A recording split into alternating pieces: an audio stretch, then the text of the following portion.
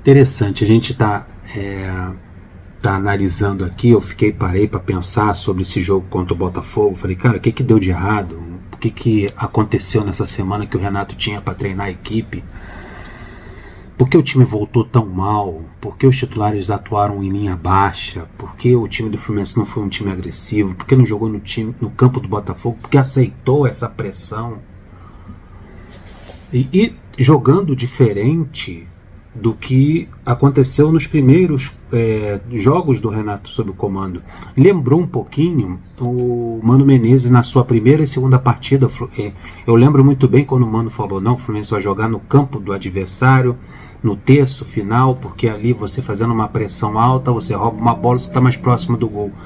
E assim que o Renato chegou, a gente observou o Fluminense jogando dessa maneira, bloco alto, pressionando a defesa adversária, o Cano recebendo mais bola, criando mais chances, criando mais oportunidades. Daí você chega no jogo contra o Botafogo, em que o time ficou a semana inteira, uma semana livre, né? Não teve jogo no meio da semana, quem foi jogar no meio da semana foi a equipe reserva, os titulares ficaram aqui.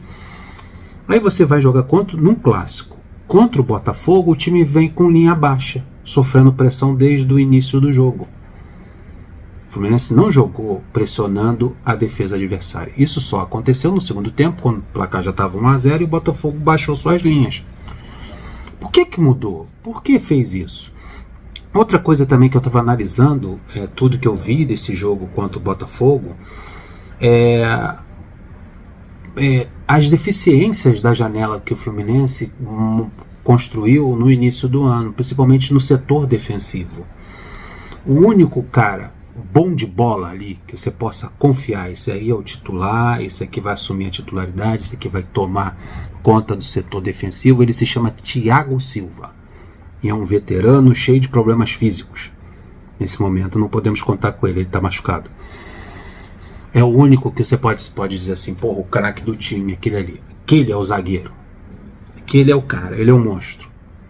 Mas quem joga ao lado dele é 6 por meia dúzia, cara, é um nível muito baixo. O Manuel em final de carreira, é o Thiago Santos, vocês viram que a conta que ele fez lá no Chile, que ele está fazendo aqui no Brasil também, Freitas e Inácio.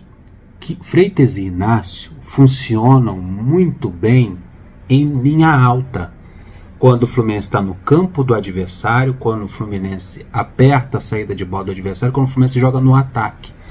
Porque aí eles têm aquela tranquilidade, aquela liberdade ali, aquele desafogo no setor defensivo. Aí você vê até o Freitas fazendo um passe longo interessante, o Inácio. O Freitas ele tem um passe longo muito bom. Mas quando o adversário pressiona essas linhas defensivas, ficam escancarado o limite técnico desses dois zagueiros. Quando você vê a linha, não só do Botafogo, qualquer outro clube que joga, aconteceu isso no jogo contra o Vitória. Quando você vê o adversário jogando no campo de defesa do Fluminense e o Inácio precisa sair jogando, e o Freitas também precisa, é exigido dos dois capacidade técnica na hora do passe, na saída de bola, sofrendo essa pressão dos atacantes adversários, você vê o quanto eles são limitados tecnicamente. Então é uma dupla de zaga, assim como o Thiago Santos, que é reserva, assim como o Manuel também, que é reserva, não possuem capacidade técnica suficiente para jogar em linha baixa. Eles têm dificuldade, acabam entregando, dá um passe errado, atravessa uma bola errada. Eu vi isso no Inácio fazendo isso, dando um passe errado, construindo contra-ataques para os adversários. Então eles funcionam muito bem quando o time está lá no ataque. Aí eles ficam com aquela tranquilidade, desafogados, sem aquela pressão. Aí eles conseguem rebater, zagueiro. Sabe como é que é? Aquele zagueiro, a bola chega, eles tiram. Tem algum lance de uma bola longa. Os defensores, tirando o Thiago Silva, o nível técnico deles é muito baixo para jogar em linha baixa. Não sei se o Davi pode suprir essa necessidade, o Gustavo Sintra. Só sei que a construção desse elenco, principalmente no setor defensivo, é muito preocupante para o decorrer do ano. Muito preocupante. Um questionamento que eu gostaria de perguntar ao Renato, não sei se perguntaram isso na coletiva, porque eu estava tão revoltado que eu nem não me interessei em assistir a coletiva, porque depois eu fui ler, né, o que ele falou. Ele falou mais de gramado. O Fluminense foi campeão no Engenhão, gramado do Engenhão, gramado sintético. Então vai perder no Engenhão, vai perder na Arena do Palmeiras, vai perder porque o que não falta é gramado sintético. Então acho que gramado não pode ser o culpado para a derrota do Fluminense. O Fluminense jogou, existe vários outros motivos para o Fluminense ter perdido para o Botafogo, e não a grama sintética. Também vi ele falando de arbitragem, que o cara não deu pênalti, que deveria ter marcado pênalti. Eu falei isso no vídeo anterior. O problema é do Fluminense na Confederação Brasileira.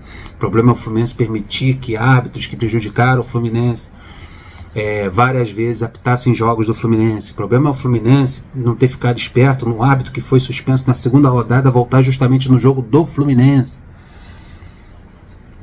E o Fluminense também não precisa ficar escorado na boa ou na atuação ruim de um árbitro. Se o Fluminense tivesse feito o papel dele, jogado o futebol dele, atuado como time grande num clássico, cara, certamente o Fluminense não ficaria dependendo de um pênalti não marcado.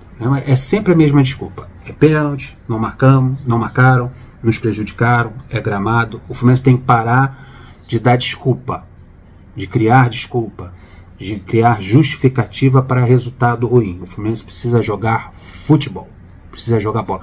É igual ao Ganso. O Ganso passou o jogo inteiro criticando a arbitragem. Passou o jogo inteiro batendo boca, recebeu o cartão amarelo, estava discutindo, empurrando. Quando o Ganso ele não tá conseguindo jogar. Tal do Barbosa lá, puxa dali, puxa de lá, e esqueceu do principal, que é jogar bola. O Ganso não jogou bola contra o Botafogo e o time sente uma falta tremenda quando ele não está ali. Quando ele não quer jogar futebol. Ele só quer ficar batendo boca com o árbitro. E o pior, que quando entra no segundo tempo, entra o Cidadão Lima para armar o jogo. Aí é outro assunto que me preocupa bastante. É a limitação técnica do banco de reservas do Fluminense. A limitação de mudar o jogo com essas alterações. E outra preocupação que eu tenho, e fala que o Arias faz tudo, é o Cano. É o Cano e sua opção de segundo tempo, que é o Everaldo. Porque quando o Cano não está bem, o Everaldo ele também não acrescenta muita coisa. E outra coisa também muito importante é que Cano e o Everaldo não funcionam em linha baixa. Quando a bola não chega nesses dois atacantes, quando não tem ali um meia armador, o Ganso ou o Lima num dia inspirado, que possam fazer, ou o Fluminense jogando em bloco alto, jogando no campo de defesa do adversário, pressionando a saída do adversário, esses jogadores praticamente não participam do jogo. O Cano não bota o pé na bola e o Everaldo também não. E tem um negócio, o nível técnico do Cano, se vocês repararem, está cada vez menor. Não sei se é por causa da idade, o tempo, provavelmente é a idade também. Tem lances que em 2023 a bola chegava no Cano, ele batia e aguardava, gol do Cano. Esse não, ele precisa de 2 chances, de 3 chances para marcar uma. Mas quando acontece nesse jogo, como aconteceu nesse jogo do Botafogo, o Fluminense só deu um ataque, só teve uma finalização em 45 minutos do primeiro tempo. E no segundo tempo foi uma falta batida pelo Arias no travessão. Acho que foi o Arias que bateu. A bola não chegou no Cano. A bola não chega no Everaldo. E mesmo assim, esses dois centroavantes, eles precisam de mais chances, mais oportunidades para converter um gol. Pô, a gente tem mais visto é o Cano chutando, chuta para fora, cabeceia para fora. Acho que teve um lance lá do jogo contra o Botafogo que ele cabeceou para cima. Então, o nível técnico vai caindo e as opções, você olha para o banco de reserva, você olha para a molecada da base, não tem centroavante para aquele setor. É um outro erro. É um outro erro na montagem do elenco no mês de janeiro. Na hora de montar, não se preocupou na contratação de centroavante.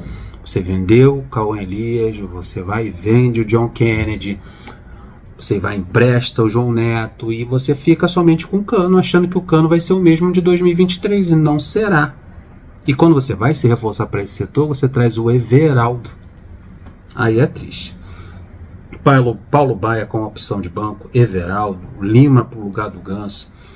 O Cano e o Everaldo só funcionam em linhas altas quando você cria mais chances, mais oportunidade de gol. O Canóbio tá jogando nada, ou você troca o Canóbio pelo Keno, ou você coloca mais uma peça no meio de campo e muda a sua característica para o 4-4-2. Porque não jogar com 3 atacantes e um dos atacantes não sabe fazer gol, não sabe dar assistência, para que ter mais um atacante de lado? Então bota um meia, porra. Praticamente o Canóbio joga como meia. Qual é o sentido de colocar o Canóbio espetado na ponta esquerda se ele não faz função de ponta? Então tira ele e traz um meia. Joga com mais um meia ali no meio de campo. Joga um 4-4-2. É um desperdício ter um ponta esquerda que não é ponta esquerda. E o Ganso voltou do afastamento, correndo menos, se dedicando menos, mais preocupado com a arbitragem, jogando nada. E quando você olha para a opção de banco dele no segundo tempo, é o Lima. Você não sabe, fica entre a Cruz e a Caldeirinha. Não sabe se, porra, deixa o Ganso aí reclamando da arbitragem ou coloca o Lima no segundo tempo, porque não vai mudar praticamente nada. Nada. E foi isso que aconteceu no jogo com o Botafogo. Não entendi porque o Fluminense jogou em bloco baixo. Não entendi porque o Fluminense deu essa bola para o Botafogo jogar. Não entendi porque o Fluminense aceitou essa pressão. E repito, o setor defensivo do Fluminense não sabe jogar assim. O Renato tem que rever isso.